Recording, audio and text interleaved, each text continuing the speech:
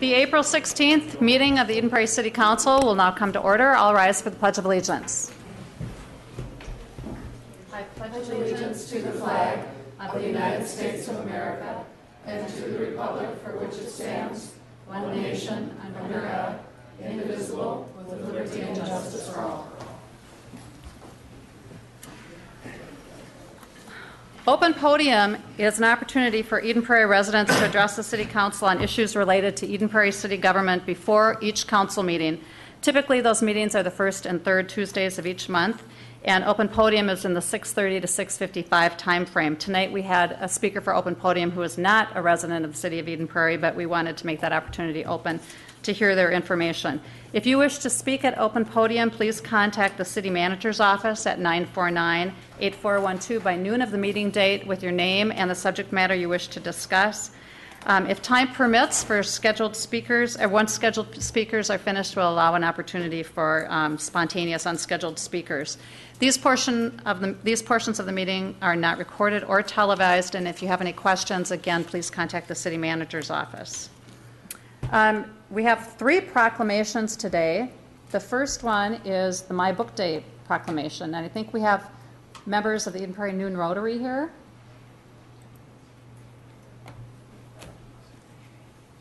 If you'd like to come up. And maybe each of you could introduce yourselves. Hi, I'm John Steinlicht. And I'm Bill Hook. I'm Rich Weaver. Bob Danielson. And could you tell us how many years you've been doing this now? This will be our 9th year. Okay, and this program, I think one time you had a gentleman who started this program at a national level that came in and spoke to us. Oh, okay, yeah. What was his name? John Jorgensen. Yes, so we heard from him. Well, My Book Day is coming up, and we have a proclamation that I'd like to read. Whereas My Book Day literacy program's goal is to promote reading proficiency and achievement through community partnerships, and whereas the first My Book Day was held in 2006 at Forest Hills Elementary School, and whereas the My Book Day literacy program has grown to include all first graders at all Eden Prairie elementary schools, and whereas the My Book Day literacy program's major sponsor is the Eden Prairie Noon Rotary Club with the support of Hennepin County Library, the City of Eden Prairie, the Eden Prairie Schools, the Friends of the Eden Prairie Library, and the Foundation for Eden Prairie Schools. And whereas 6 new books are delivered to each first grade classroom in February and are read to the children, and whereas in March each student selects the one book they want for their own, and whereas in March and April each first grade classroom visits the Hennepin County Library for a tour of the facility, and whereas in May all first graders visit City Center for a celebration of reading at which each child receives their own personalized book, hears stories read by volunteers, and receives their own Hennepin County Library card. Now, therefore, the Eden Prairie City Council declares May 9th, 2013 as My Book Day Literacy Program Day in the City of Eden Prairie. So congratulations, and it's a wonderful program. I think a lot of us here have had an opportunity to be readers at the program. It's so fun to see those children, their eyes light up as you read them books. I had a little trouble with the Spanish immersion kids. Couldn't deal with that book. But it's a wonderful program. I'd like to come down and give you this. Is there a picture? Or is there not a picture? If there's not a picture, I won't come down because I have 2 others to do. Okay. John, do you want to come get this? And if you wanted to say a few words, that would be wonderful. Sure. Thank you. Oh, just a couple words. This is a great honor. Thank you very much. We appreciate it. It's our pleasure to do this, and over the years it's become such a joy for us to look forward to, and it's truly a community partnership, as mentioned on the certificate here. We have the city donating the space. We have the schools that are terrifically involved. They just absolutely love it. We have the world's best library, in my opinion, that's involved in every step of the way. This year we have the Eden Prairie, Friends of Eden Prairie Library involved in helping get the kids to and from the library. And we also have the Foundation for Eden Prairie Schools pitching in to buy half of the books this year, which is a terrific support for us. So it's a great group of people working together, and I think the accomplishment shows up in our MCA scores and in the faces of the children. So thank you very much. Thank you for what you do.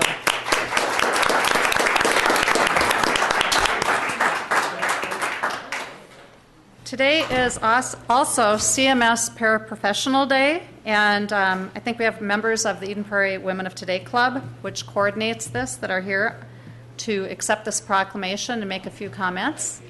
Would you mind if I read the proclamation first, and then I'd like you each to introduce yourself. Thank you. Whereas there are 23 special education paraprofessionals at CMS Central Middle School, and whereas CMS paraprofessionals are enthusiastic, well-prepared professionals who make an enormous difference in the efficiency of each child's classroom and the implementation of their IEP, and whereas CMS paraprofessionals perform many duties both individually with students and organizationally in the classroom, and whereas parents of special need children at CMS know that their child will be safe, be treated kindly, compassionately, and with respect, and whereas CMS paraprofessionals work with students with a wide variety of disabilities one-on-one in the least restrictive environment to allow students to maximize their educational potential and prepare them to be independent learners, and whereas CMS paraprofessionals coach students using a number of assistive technologies and inclusion classroom strategies to help each child prepare for their future. Now, therefore, the Eden Prairie City Council proclaims that May 2nd, 2013 is Central Middle School Special Education Paraprofessional Day, adopted by the City Council on April 16th, 2013. Thank you very much for what you do. And would you each introduce yourselves, please? I'm Sue Ellen Toppings. Faye Clark. I'm Lisa Yee. Beth Wooljohn. All members of Eden Prairie Women of Today. And Sue Ellen, were you going to read some comments? Lisa's Lisa. Okay, great. Thank you. Good evening, and thank you all for your time and for inviting us here tonight and for your proclamation for these very special educators in Eden Prairie. I'm the chair of this year's luncheon, and part of the committee is behind me. We're working very hard to make sure the special educators know that they're valued in our community for the work that they do for our special needs children and their families. This is the third year that we've celebrated Central Middle School Special Education Paraprofessional Day. From the beginning of doing this, Women of Today wanted to find a way to thank these individuals who feel that their purpose in life is to wake up every morning and be change agents for these special needs students and their families. They give of themselves intellectually, emotionally, physically, and they wake up every day with that purpose, and I think it would be wonderful if all of us woke up every day being so clear and firm in our focus and what our purpose is each day. This year's celebration will be held May 2nd at Central Middle School between 10 and 12:30. This year we've done something different. We've reached out to our local, state, and regional legislators and invited them to be a part of our process, part of our dialogue, so that the decision makers can come and speak to those who work in those front lines every day and perhaps have a different conversation when it comes to budget talks, or just talk about their challenges, their successes, their achievements, and the trends that they see for the future. We want everybody to know that we believe that our paras are priceless. We would really like to invite all of you to come to our event on May 2nd. We have invitations for you. We'd love to see you there. Give the paraprofessionals a chance to talk to you, tell them what they do every day, hear your thoughts as we move forward and try to continue to work with the growing number of students that we see on a daily basis at Central Middle School with the paras and all the schools in Eden Prairie. So we hope to see you there, and thank you for your continued support. Thank you. There's no doubt that they do an amazing job, and thank you so much for Women of Today for recognizing that and bringing it to the community's attention. Thank you for all you do, too. Thank you.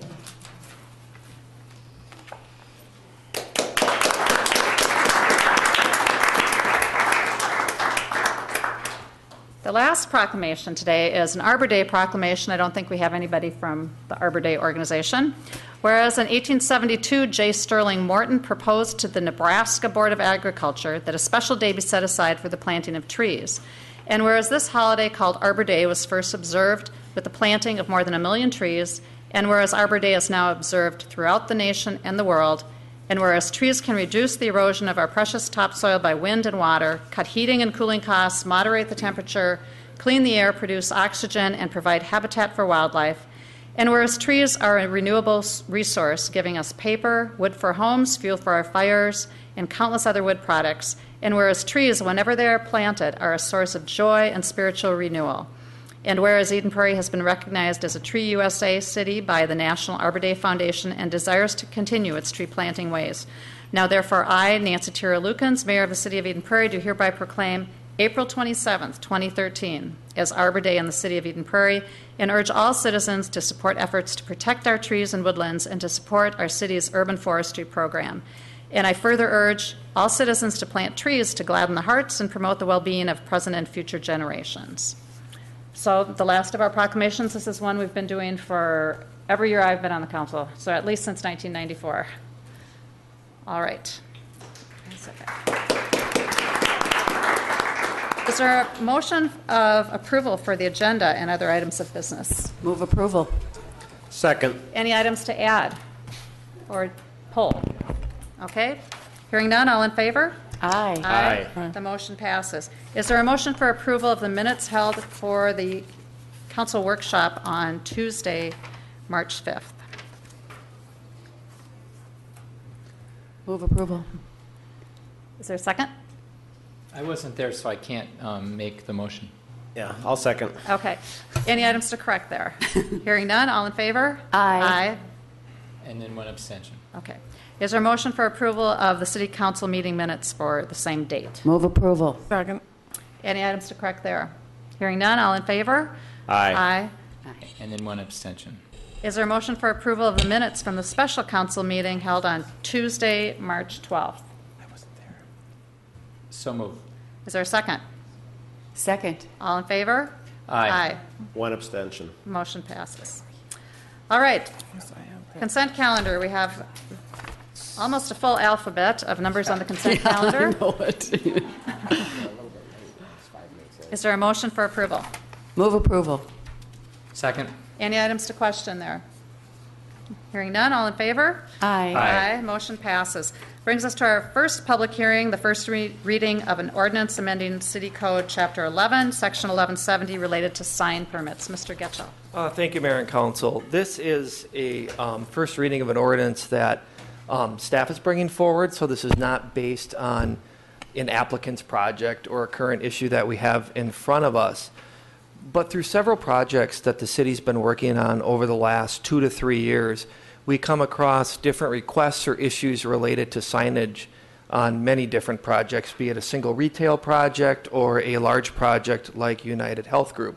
So through that process, we've collected different thoughts and concerns, ideas, proposals from different businesses, talked about that with city staff, actually went to the Chamber of Commerce and the Government Affairs Committee as well, and discussed some of these possible changes to our city code in a few different areas related to signage. But Regina Rojas, our planner, provided a presentation to our Planning Commission recently, and you'll see in the report here they accepted the approval of that ordinance unanimously. But we would also like to provide that presentation to you as well, and then we'll be here to answer any questions or concerns that you may have related to our sign proposals. Okay. Thank you. Great. Thank you, Rick, for the intro. I think you really summarized the overall thinking of how we got to this point. And thank you, Mayor and City Council. We'll go ahead and get started with the presentation. So they're mainly housekeeping items. It covers a number of different topics, but the 3 main topics that I'm going to talk in detail about are about menu boards, directional signs, and freestanding signs, and what those changes might be. So menu boards, as you can see here in the upper right corner, we have McDonald's, and this is in Eden Prairie, and they have 2 drive-through lanes where you can order food. The reason why they have 2 drive-through lanes is because they went through a site plan review process and a plan unit development approval process. If someone wanted to come in today and do 2 menu boards for their drive-throughs, it would not be permitted by code. The city code only allows 1 drive-through menu board. So one of the reasons why we're proposing the change is to keep up with industry standards, and then also so we wouldn't require someone to go through a public process that might take 120 days. So it would give someone administrative approval. The next main change is for directional signs. The code currently limits a property to 36 square feet total for signs, no matter what size the property is. It can be 2 acres or 56 acres. They're limited to 36 square feet. Each of those signs can only be 6 square feet. So if you use your maximum 6 square feet for each sign, you would only be allowed 6 signs. The proposed change is for sites greater than 20 acres to allow them to have signs up to 72 square feet. We would still have that 6 square foot maximum, but this would allow them to have more signage. And this gets into, as Rick stated, for properties like United Health Group, larger campuses is one example where you may want to direct someone to a loading dock, the main entrance, parking.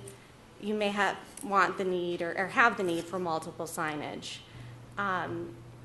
Doing this also allowing sites of larger acreage to go through this process administratively also eliminates the 120-day review process in front of Planning Commission, City Council, a PUD waiver or a variance.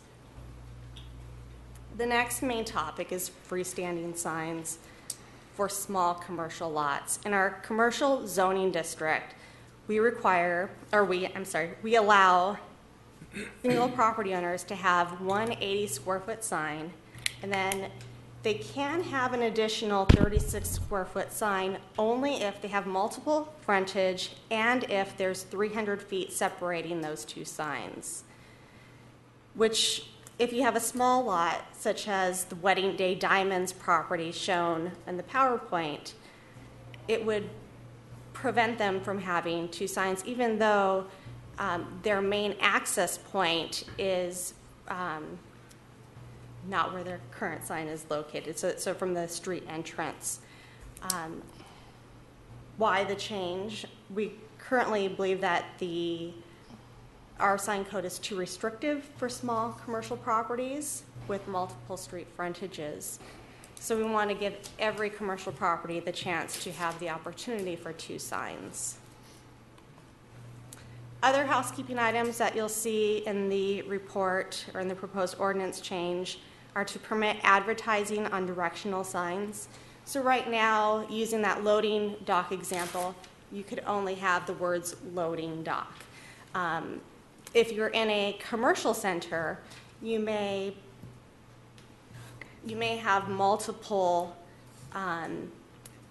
tenants, such as, I'll use Fountain Place as an example. You have Home Goods, you have Payway, you have Famous Footwear, but if someone's entering that site, a good way to display direction or wayfinding would be to have just the logo of Payway with an arrow. So it would give those tenants an option to display their logo for wayfinding. Another housekeeping item is to permit electronic changing of menu board messages. Currently, McDonald's, for example, has to take out their paper poster and exchange it each time they have a menu change for each individual letter and numbering. This would allow for electronic changes to happen. Another housekeeping item is one temporary sign per street frontage. These are the for lease type signs that you might see outside of a commercial building or industrial building. Right now we allow a 32 square foot sign on a property, no matter how many frontages you have. This would allow one temporary sign per street frontage. So we'll use Optum as an example right down the street. They have two frontages, or actually technically three frontages, Mitchell, Technology, and Anderson Lakes. This would give them the opportunity to they could have 3 for lease signs. The other change is for double face sign spacing from 18 inches to 36 inches. This would give someone the opportunity to have a V-shaped sign on the corner, for example, for a for lease sign. Some people call them triangle signs. So if someone wanted to put a sign at the corner, it could be shaped like this versus that, so they could get exposure on two sides. Another reason for this is for monument signs. We've seen sign companies or property owners come in with really just beautiful flagstone, limestone monument signs. And because of the structure, it requires a thicker base and a thicker platform for the sign. So this would allow them the opportunity to do something maybe more decorative, more aesthetically pleasing. That would be an option that would, again, not trigger the need for site plan review, for a PUD waiver, for a variance from code. And then the last housekeeping item is no setback for signs in the town center. Right now, if you look at our code for our town center ordinance, buildings can get as close as 0 feet to the property line. So the proposal would be for signs, assuming that a building could be as close as 0, signs would also be able to be at a 0 setback, only for the town center zoning district. Those are the proposed changes. If you have specific questions, I'd be more than happy to answer. Okay. Any questions? Thank you. Councilmember Nelson. Yes, I've got a number of questions. On this first one, Section 1, the Chapter 11, Subsection 2, where you're taking out the final sentence, which I unfortunately don't have in front of me. I did, however, read through it. It doesn't just allow logos or names, which I would agree with, but it also allows advertising. And that I disagree with, Okay. that it have to be allowed to have advertising. It's one thing to say, you know, Joe's Hot Dogs, and it's another thing to say hot dogs are great.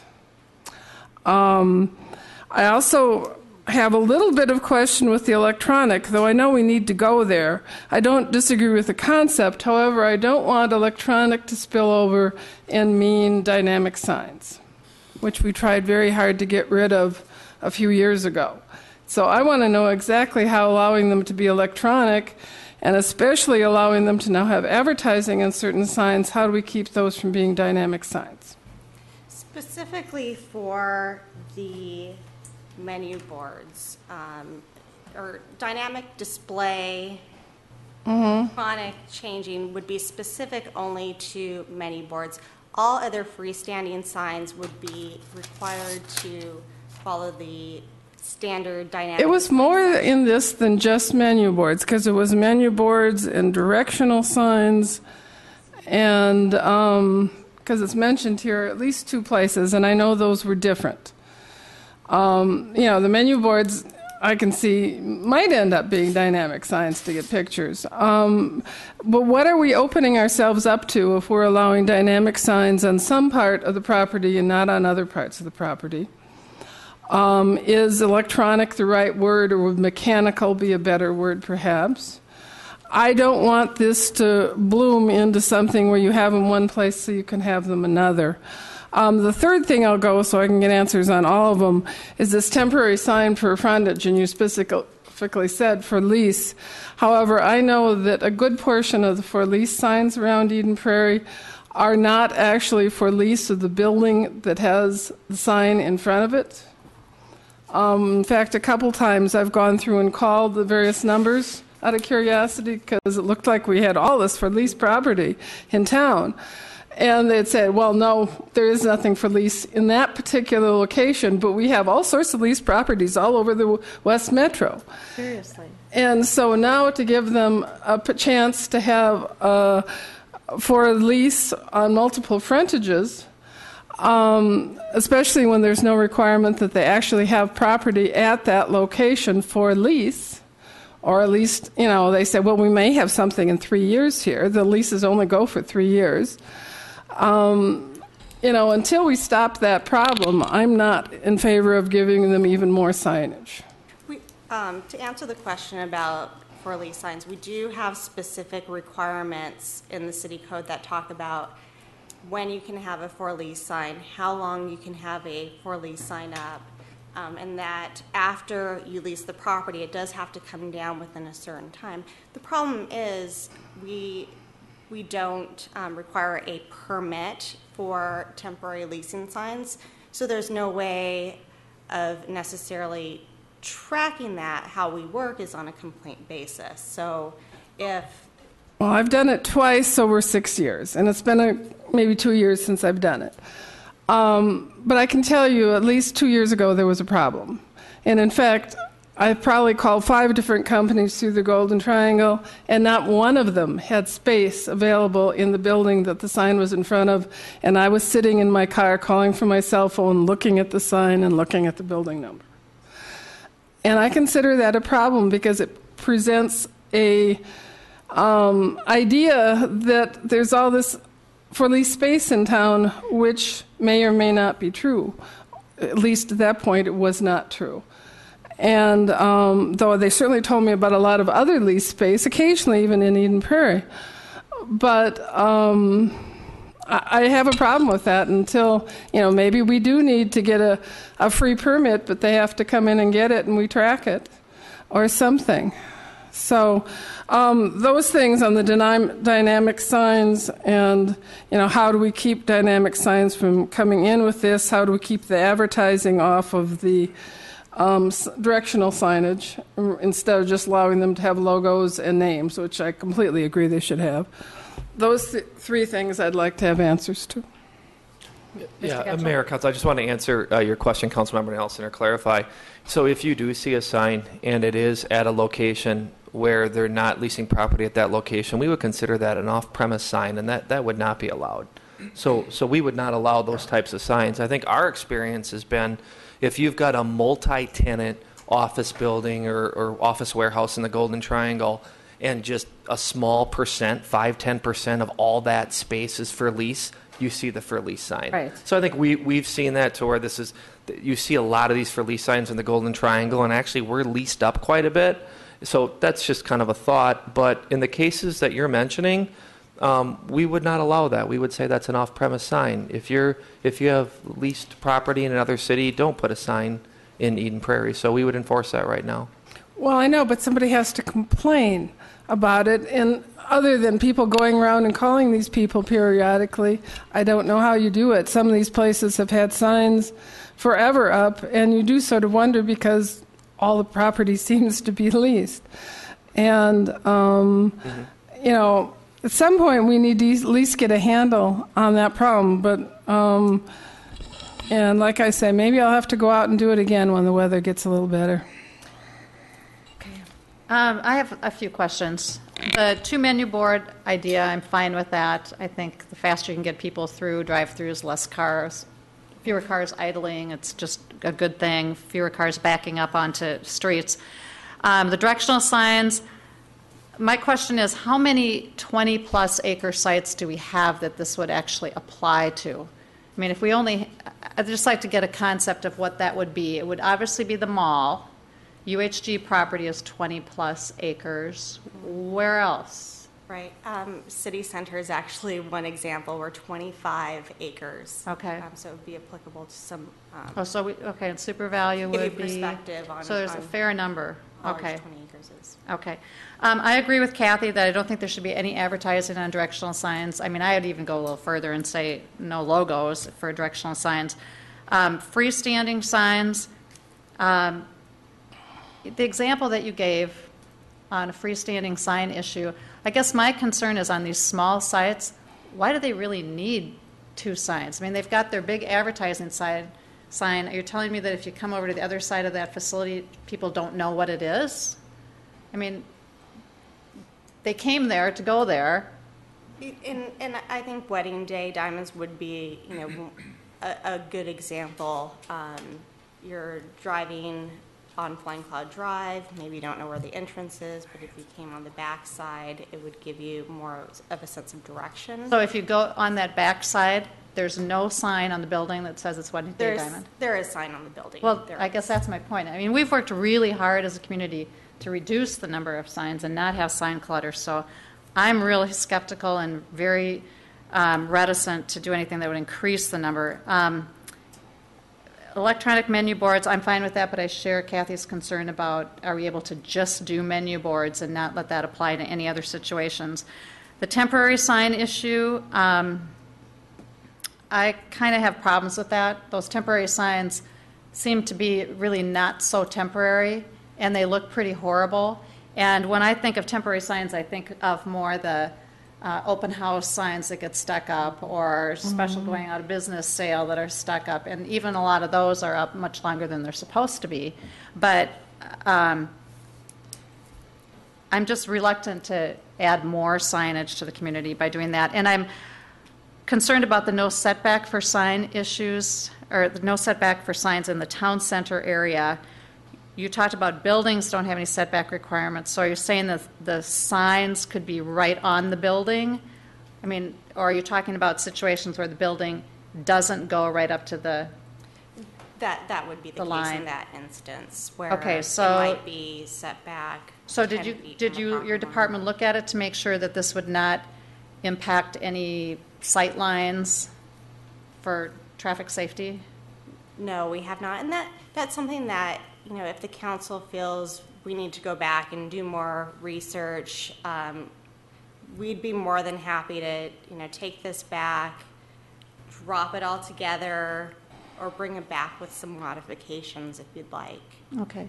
And then I'm not very clear on your description of the triangulated signs, the 18 to 36, going from 18 to 36 inches. Is that what you were saying is now permitted? So some cities. Where's the measurement being taken? I'm sorry? You talked about moving from 18 to 36 inches on triangulated signs. Are you talking about the distance between the triangle at the end of the sign? Is that what you're talking about? What are you Correct. talking about? Correct. That would be correct. Right, so where's the 36 measured? Some cities Oh, require size of sign, okay. a 45-degree angle. Another way of looking at it is 36 inches in between the sign. In between the signs? In a triangle situation. Okay, so on the back side, On the back side. it would be, okay. All right, so it makes it able to be more of a V. Correct. Okay, that kind of explains your monument sign issue. Okay, thank you. Any other questions or comments? Can I get an answer to my dynamic Yes. sign electronic, Yes. please? So I can give an answer to that. The code does currently allow dynamic signs. We do have some very strict restrictions on the displays and the time period between the changing of those signs. So it is allowed, but under very strict conditions as to how they can be displayed. So if we allow all these electronic signs, then they could become dynamic signs, but they would have to follow the dynamic sign rules, is what we're Yes. saying. Yes. I want to think about that one a little bit. Well, I wouldn't think that a menu is going to change that often. I mean, you're going to potentially change it for breakfast, you're going to change Yeah. it for lunch, you're going to change it for dinner. So if they changed it 3 or 4 or maybe even 5 times a day, that would still fall within our dynamic sign law, as I recall, the frequency that we allow them to change it. I think the frequency is every 20 minutes. Yeah. Right. So when I'm driving home and I can see it change in Minneapolis, I can read 1.5 as I drive by. I think that's too quick because I want to see what that second one is. Yeah. And that's why this council wisely chose a longer period of time so that drivers are not distracted like that.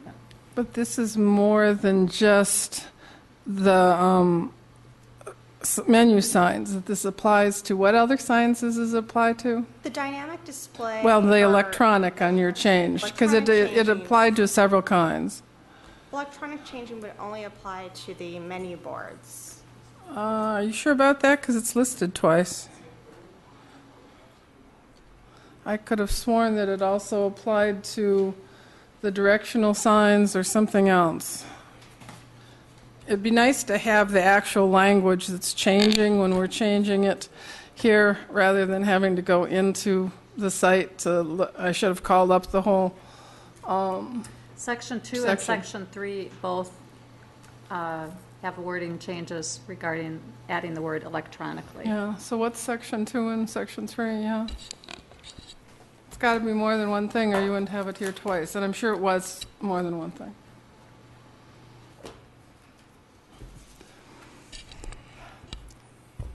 If I could provide a little more feedback. A dynamic sign is a sign that appears to have movement or change caused by a method of other than physically removing or replacing its components, whether the change or movement is in the display or the structure itself. It includes rotating, revolving, moving, flashing, blinking, animated kinds of signs, those kinds of things. So it's a fairly specific type of sign. Yeah, but we're going from manual change on 2 types of signs to electronic, which would fall under that. And one of them is the menu signs, but what is the other kind? One, section 1120, subsection 2. You've got it on this change in section 2 and section 3. Is that a typo where it doesn't apply to 2 different kinds, or what is the second kind? I don't have the ordinance in front of me. I don't know. I think again the concept is menu boards. So if menu boards is mentioned in 2 different sections, that's where it would be. But we'll check. But at least from our concept, it is just menu boards. 15 is menu board sign, and 31 is reader board sign. Any sign having a message not permanently affixed to the sign face and the copy is manually changed as a reader board sign. That's 31. Okay, exactly what are reader board signs in town? Reader Like at board- Purgatory Creek Park? Menu board signs are any sign that has a message related to the site's food service and the copy is manually changed. So electronically changed is, I think we should be able to distinguish that from the dynamic display, because instead of having the person go up and pull off the 1 and put on a 2 to raise the price from, to change it electronically, I think we will be able to distinguish that from the dynamic signs that you see on 35W and Okay, but we also, in fact, the city had to change our time and temperature because you couldn't change it often enough. And the same goes for gas stations or drugstores or whatever, unless it's just time and temperature, and then they can do it. But if they do anything else, a reader board. So, and I can see you really need electronically. I just want something to make this reader board and be electronically changeable, because obviously that's how these signs work, without their ending up as dynamic signs. So, you know, I like think we the can do cities is that. wonderful for that. Does this do that? That's the question. I think we need another definition change in the code to address that concern. So Okay. Then I'd on like to see second that reading, change we would- before. we would work to do that.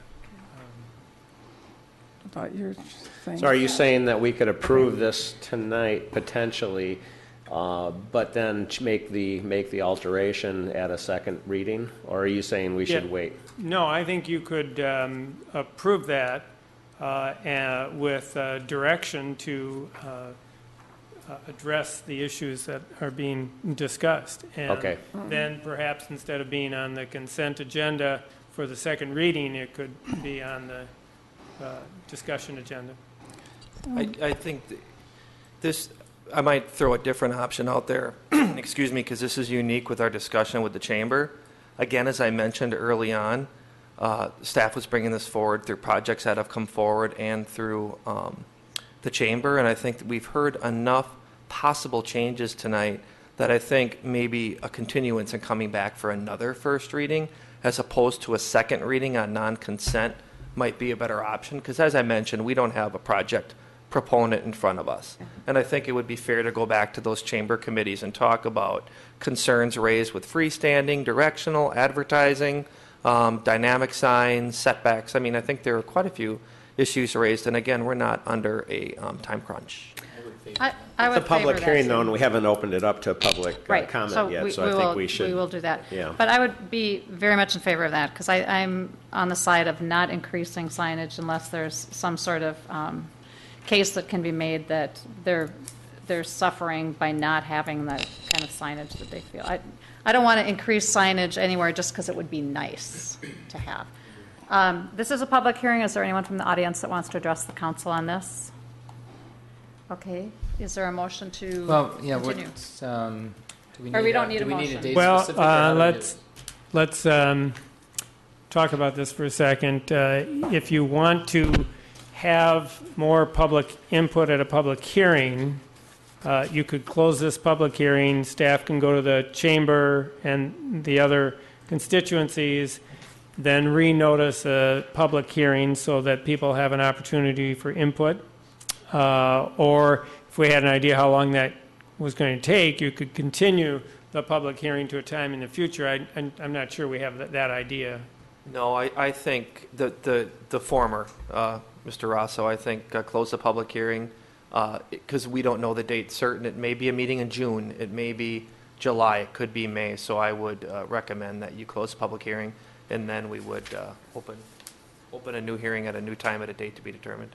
So the motion would simply be to close the public hearing, period, not take action on the. Okay. So move. Is there a second? Second. All in favor? Aye. Motion passes. Brings us to our second public hearing, which is a first reading of an ordinance designating the Starring Lake Outdoor Center as a heritage preservation site. Mr. Getchell. Thank you, Mayor and Council. We have our two public hearings tonight are related to two designations for local heritage preservation sites. This was in the work plan of our Heritage Preservation Commission, so they've been working on this for quite some time. The first relates to the Starring Lake Outdoor Center, and official notice of this public hearing was published in the April 4th Eden Prairie News and sent to 11 property owners. This public hearing and action relates to designating the outdoor center as a local heritage preservation site. The Heritage Preservation Commission held a public hearing on March 18th of 2013, I think that's a typo, and voted 4-0 to recommend the designation. And you will see in the packet that there's been a report prepared as well. And I'm also of the understanding, I think actually this is with our next item, that we were mailed a video and some further background in case this presentation was too technical or dry. But either way, on this particular action, it's a first reading of an ordinance designating Starring Lake Outdoor Center as a heritage preservation site. Any questions of staff? Okay, this is a public hearing. Is there anyone from the audience that wants to address the council on this designation? I do have some questions. Mr. Aho. So I guess my questions relate to, some of the past things that we've done regarding some of our other historic preservation sites. Once a site is designated as historic preservation, it seems like it makes it extremely much more difficult to do any kind of modifications. If we need to do modifications, it makes them much, much more costly and unwieldy. And so I guess what I would like to hear from staff is, what are the benefits and what are the downsides to doing this, in a nutshell? The benefits are, get my microphone on here. The benefits are to allow the Heritage Preservation Commission to have the opportunity to review the changes and influence the potential changes, and sometimes they come up with really great ideas for how to kind of bridge compromises between what, for example, the State Historic Preservation Office would like and more of the kind of the local issues, concerns, and desires kind of for the property. And a lot of the benefits are really with regard to the local review, because these properties are already deemed historically significant by state and even national register, the two that are before you tonight. So in the past, there have been issues and disputes, but there haven't been really a local process for kind of resolving those. And this gives us more local control to help, kind of bridge those differences, especially when there are tenants in the facility, which is, with Starring Lake, we are the owners and we're the users of the property. But with the Glen Lake, for example, we've had some differences with regard to the tenancy of that property and how it would be used and potentially modified. So this brings it more under local control and oversight. I would say with regard to the timing, it could potentially add that layer of going through the HPC. But I think with regard to the fact that we own these properties anyway, it gives us another opportunity to be informed of what may be taking place, for example, with the tenant, if there is one. And again, that is probably a benefit in the long run, so that it doesn't turn into an after the fact trying to make corrections or something to that regard. So are you telling me that currently we wouldn't have local input on these? I would think, since they're city-owned properties, if someone was going to make a change to the property, we would have input into what that change is already, and we could run it through our Heritage Preservation Commission. So I guess I'm not understanding the differentiation between the two. We should, and it kind of depends upon the way that the lease was initially envisioned and how old it might be. These were some of the issues that came up with Glen Lake, and just an awareness of what the process should be. So obviously, as the owner, we do have that kind of authority, and we can craft a lease to be even more restrictive than our Heritage Preservation Ordinance, for example. We didn't necessarily do that with, Glen Lake property on the original lease, and that's where some of the differences occurred. But I think it's to be very clear with regard to our requirements and also our plan for the property. And this has brought the properties through a process already where there's been discussion with regard to how we would manage the property, what type of designation or type of criteria we're looking at, and both of these are designated as rehabilitation properties. That puts them in a certain category when you're looking at the criteria, so it's more descriptive and there are fewer questions because they can go straight to those criteria and look at them in advance rather than just, negotiating it through the city lease process, for example.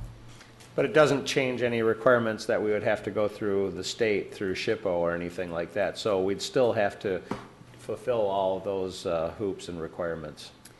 That's correct. And usually, what we have been doing is, because we have this local process, we as staff bring SHPO into the discussions early on. We make sure that their comments are heard at the HPC. To be perfectly honest, a lot of times the requirements that are coming from the state and the National Registry are pretty subjective. And our local designation can help clarify that and provide fairly specific direction for the property. So it oftentimes helps take it from kind of a nebulous realm of, we know that it has some kind of historic designation. We look at the state or the national requirements, and there are many different areas under which it could fall. We're not really clear which requirements are pertinent. This brings it through a planning process that kind of calls out exactly how we're going to treat it and what our expectations are for managing the property and for improvements. You'll see some of the specifics with regard to whether we expect them to retain windows and doors, whether we expect them to try to match colors. If you look at the broader state and federal requirements, it's very nebulous whether those types of things, can be changed or not. So we've clarified a lot of what can be done. But if there was any kind of dispute or any kind of a question as to what could be done, wouldn't the state and the federal would trump our local authority. Is that correct or not correct? You know, in theory, that could happen, but in practice, they seem very, very willing to work with the locals because there aren't really a lot of teeth, or if something takes place ahead of going through SHPO or the National Registry, I mean, there really isn't a lot of ways that they can correct it, and they recognize that you know, they have to make compromises in order to keep these properties viable. The rehab designation is extremely important because it speaks to the fact that you're trying to accommodate current uses and keep the property occupied and keep it viable.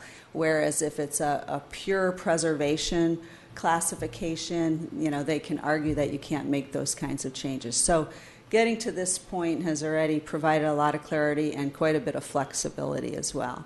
So basically you see it as a way that us to really have more input into the situation, have more control over the situation, and potentially yield a better outcome. Yes, and you'll see at the very end of the plans that are associated with these applications and the public hearing that there's also a best management practices step that's to take place in the future. So there's one more step with regard to you know, further clarifying how we would manage these properties. And you know, again, with the Glen Lake instance, it specifically says that we work on with the tenant and Park and Rec, for example, to talk about those best management practices and try to avoid problems moving into the future. Do you think it would add a fair amount of administrative load to either city staff for doing this? No. More than we currently would do? No, in fact, you know, I think that the Heritage Preservation Commission appears excited to get these under, you know, their purview so that they're not just hearing kind of disputes between SHPO and a tenant, for example, but they have clear criteria by which they can review any proposal, or, you know, if there was some kind of a violation and a need to make a correction. Again, they have very clear practices. But I think even more importantly is to pull these parties together on these best management practices as we go forward and to even lend more detail to it. All right, thank you. Thank you. Councilmember Wickstrom. That was really a very good explanation. I appreciate that. And I have to say that I am personally very thrilled to have this designated as a historic preservation site for a couple of reasons. I think it's really important. One is that it proves through research, and you can read that in the report, that it has historical significance to our community. And that's a very, very important finding. But not only do we have historical significance in this building, but by having this designated as a rehabilitation, that's very different than other kinds of preservation designations, because what it allows is it allows us to have that building to a state of utility, which means we get to use it. And so we've got historic significance. We're able to use the building. We get to make the decisions about, you know, saving the features that are currently there so that we don't let them deteriorate. And that's very, very important. And I think what Janet said that I really liked was the best management practices. That's something that the National Preservation Organization has put in place so that there is that kind of give and take in dialogue and conversation. But it's really important to have historic buildings that we can identify as being historic, we can use, and then we can really more easily take care of them and have dialogue and conversation with SHPO and with the national organization as well. So I am thrilled, and I think the Secretary of Interior standards have really gotten more user-friendly, I guess, even though it still harks back to 1966 when the overall act was put in place. There's more flexibility, I think. It's a good thing. Well, that's good. I guess my concern was that, you know, we wanted to be able to use these facilities, and if we need to make changes to make them usable and to keep them usable, I want to be able to do that without a lot of administrative burden, and it sounds like that, we will be able to do that, and that was my concern. Oh, absolutely, and I think that's a good question, and I think that's why we have the Heritage Preservation Commission. It is a certified local government, so they get to take a lot of the work away from the staff. I mean, staff still has stuff to do on it, but, they really help to move those things forward, and that does relieve some of that burden. But that's why we have that certified local government designation. Very, very good. So I am thrilled and am excited to be able to support this. Okay, thank you. Councilmember Case. Yeah, I just wanted to make a reminder, too, that the HPC is in the process of really working down a list, and this is just two more there. It's quite exhaustive to do the research and can take up a lot of time, so they can get to maybe a couple a year, and they have their list, and they're just kind of working down. They're starting with many of the city structures, and they'll be working deeper into the community. And again, if you think about the goals involved, and these are, I think, huge. One is that once they get the CLG designation, it really opens up possibilities for grant money, and we are getting grant money now. I mean, you look at the Cummins Grill and you look at some of these other structures. I know sometimes we throw that out, it'll qualify for grant money, but there really is grant money out there, and you can get it if you get these places designated. And then the second is just that it really places value on our, I want to say few, left heritage historical preservation sites, and we're lucky to have what we have, very fortunate as a community, but they're not unlimited, and it's so true that once they're gone, they're just so gone. So my third point why this is so valuable is it just adds one more layer of protection on these incredibly valuable assets that just won't be here in their current historical shape 30, 40, 50 years from now unless we do something. So to me, this is a win-win for everyone, present, future generations of Eden Prairie people, but absolutely a necessity. So I'm thrilled also for the HPC really working this through as they work through the various lists. But I'm glad that this is both of these that I'm glad they're before us this evening. Thank you. I, too, am pleased to do this, but I do have one question. I noticed in most of the writing that I was reading, it talked about the windows, and it talked about the log structure, it talked about the building. But actually, this is a designation of a site. It's not just the building. And I guess my question relates to, are we being overly restrictive on the property? And, for example, would we have been able to do that observatory structure as easily as we did if this had already been designated a historic site?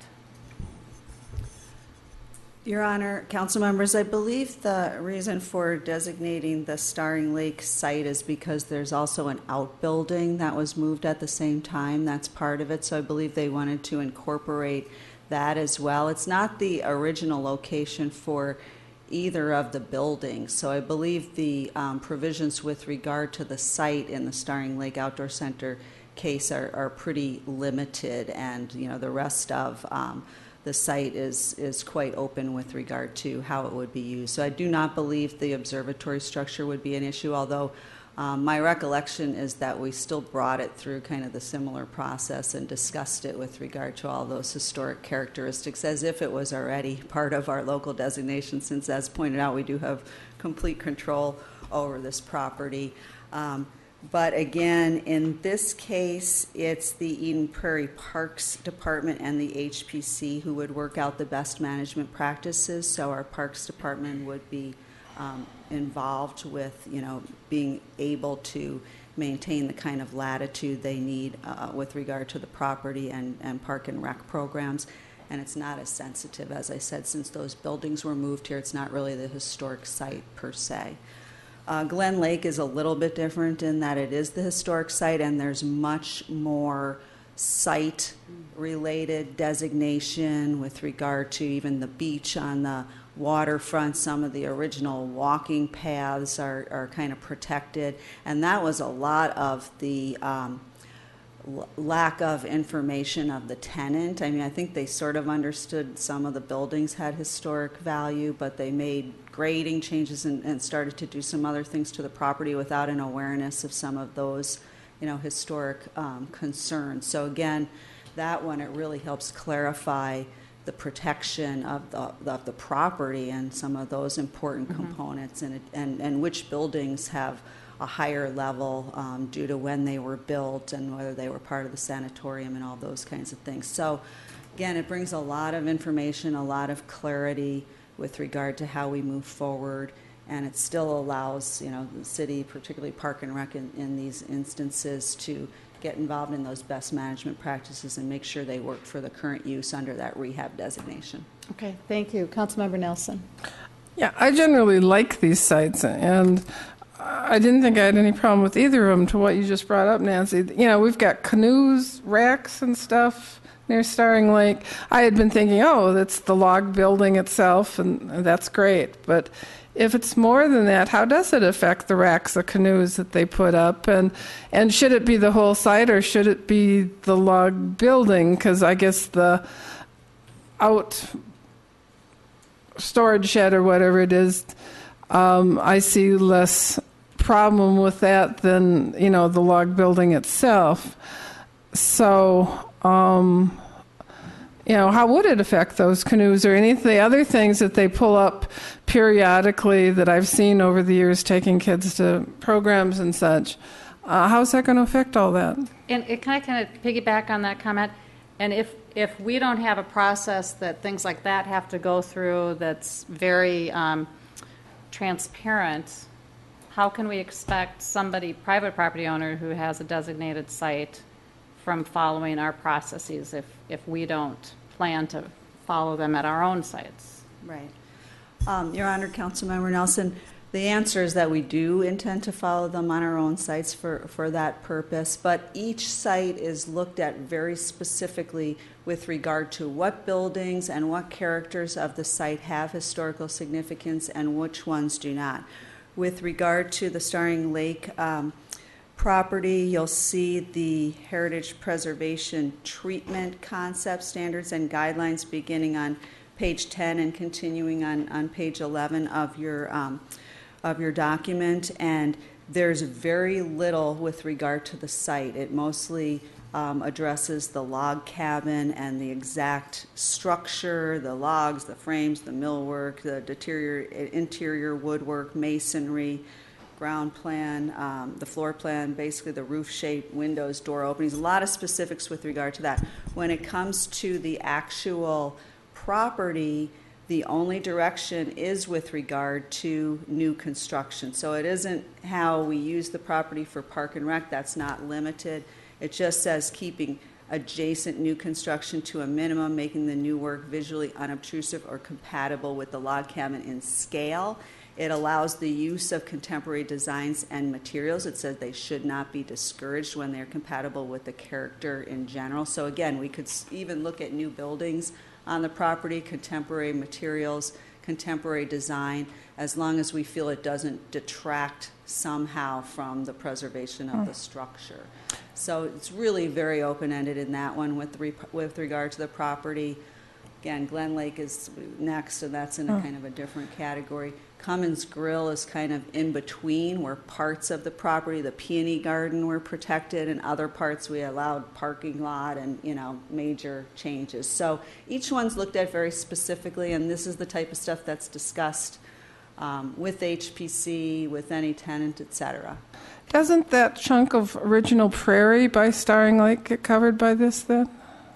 No, because that, in this case, isn't part of the historical significance as I understand it, since it had more to do with the log cabin structure, moving that here along with an accessory structure. How do we get that chunk of prairie made so that it can't get mowed over and stuff? Because I thought we're doing something to protect that piece of prairie because it's sort of unique.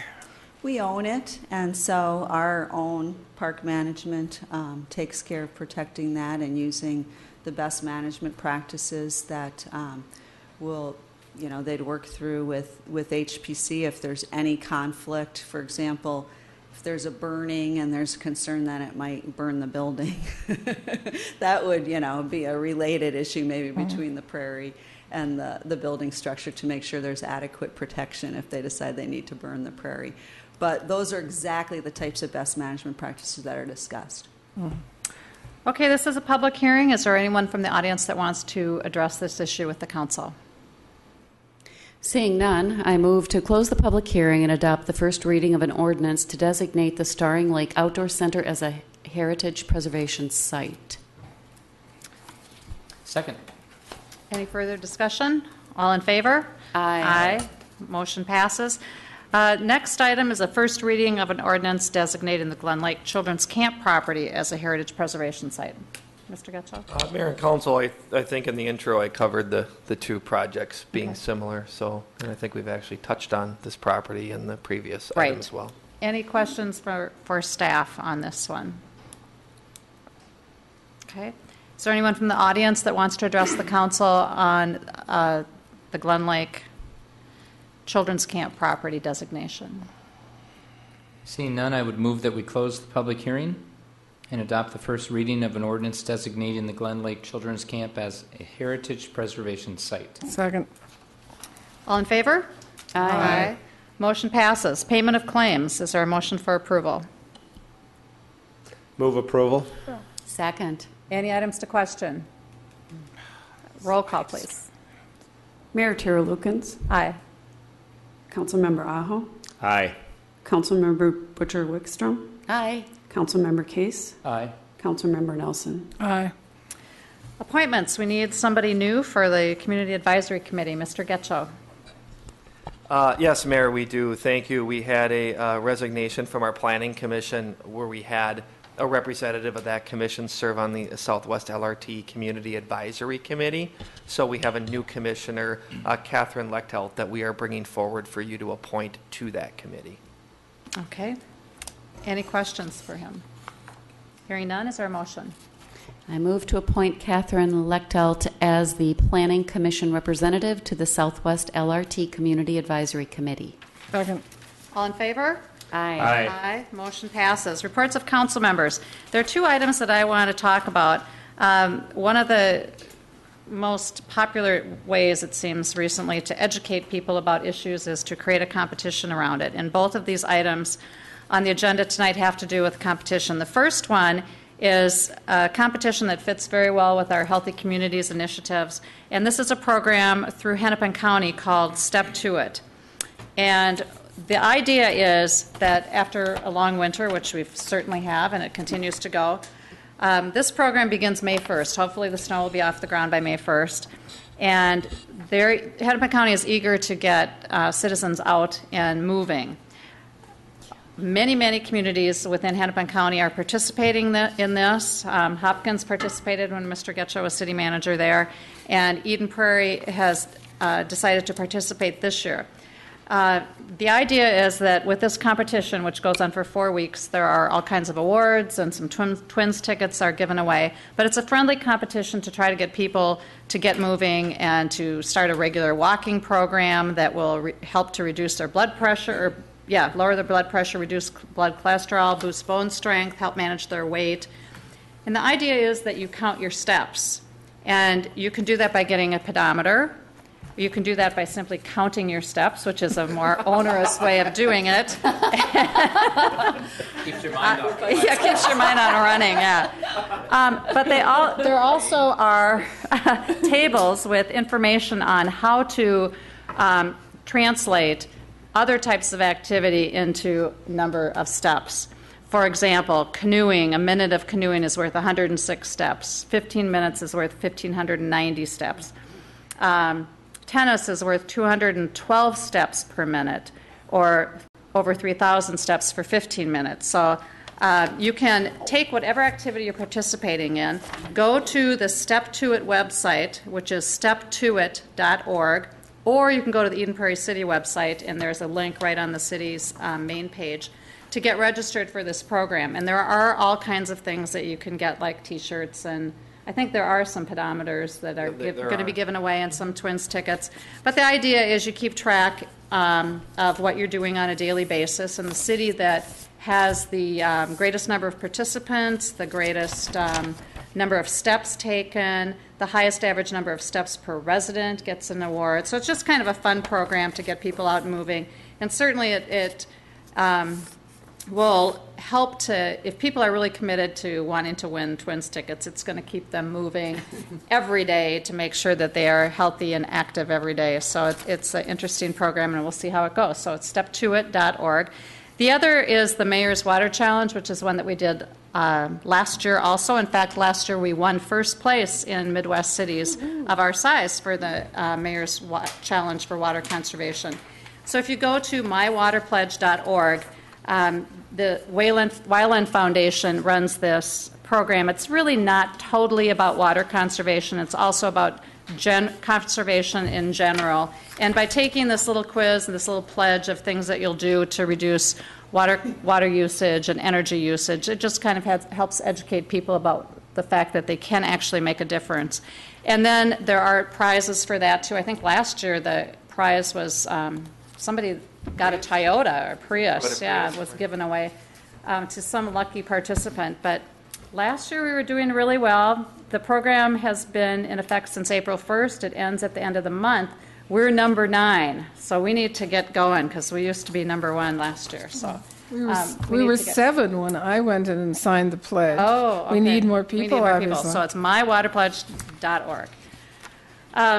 That's all I have. Do we need to make a resolution, and why are we doing a resolution on this? Did you realize that was on the... Yeah, I did, Mayor, yes, Okay. that's true. We would like action on the resolution. I think the cities that are participating have adopted a resolution supporting participation in the program. Okay. Is there a motion? So moved. Second. All in favor? Aye. The motion passes. Any other business? We need to, I would like a motion to adjourn the council meeting, but we are going to go into private session for the purpose of discussing the city manager's annual review. But we will not be, we are going to adjourn the meeting now, and we will discuss the review at our next council meeting. Correct, Mr. Rosso? Actually, we will recess into the closed session and adjourn from the closed session. So we won't be coming back. It's still part of this meeting, Okay. but it's a closed portion of the meeting, so we'll adjourn the meeting Okay. at the conclusion of the closed session. So if we could just have a motion to move into closed session. All right. So moved. Is there a second? Second. All in favor? Aye. Motion passes.